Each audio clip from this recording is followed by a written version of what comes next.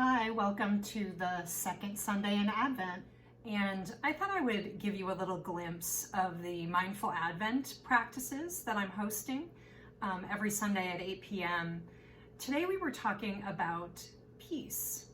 And let me read to you something I wrote over a year ago about peace. And it said, "Peace can be difficult to feel because of the chaos that surrounds us." Now, I wrote that over a year ago when I was writing my Advent blogs last year. And what's interesting about that is it was pre-pandemic, and boy, is there a lot of chaos to feel. So I was writing about chaos even last year, even when we weren't feeling it in quite the same way that we are now. So what about all of this peace stuff? So what does that mean? And I think for a lot of people, peace can mean a couple of different things. One can be simply this peacefulness, this sense of internal calm that we have. Or it can mean sort of like the absence of conflict or war or all of those things external to us. And what we explored a little bit in our practice today was cultivating that inner sense of calm and peace.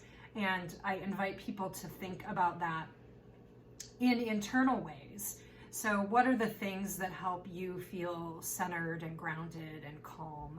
That might be your pet climbing up in your lap to take a little nap. It might mean a memory of a vacation or a particular place that you retreat to for relaxation. It might be a particular person who loves and comforts you. It could mean a lot of things. So I'm asking people to cultivate that internally so that they may live it out in their day-to-day life. They have that resource no matter what. So that's the first part. But here's the thing. It goes along with that other piece that we think about.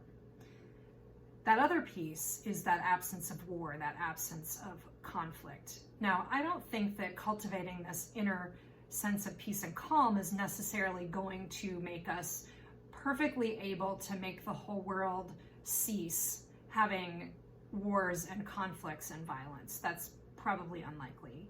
However, if we can have an inner sense of calm and peace, we can better be able to respond in ways that doesn't pile on to the violence, pile on to the strife or conflict or general anxiety and frustration that people are feeling, especially right now.